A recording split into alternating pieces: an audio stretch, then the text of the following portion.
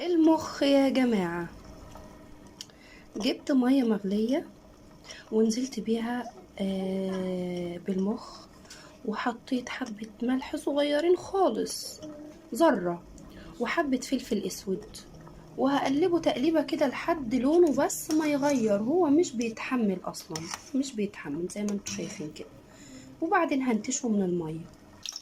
نزلت بحتة سمنة بلدي بقى، يا سلام. ونزلت بالمخ بعد ما صفيته خالص من الميه، ما خليتش ولا نقطه ميه فيه. حطيت رشه فلفل اسود ورشه ملح خفيفه، لان انا كنت حاطه في الميه حطه ملح. قلبته كده زي ما انتوا شايفين. وكلي احلى مخ بصراحه، تحفه. هو مش محتاج اصلا ان انت تقعدي تزودي ولا تعملي فيه، هو اصلا تحفه.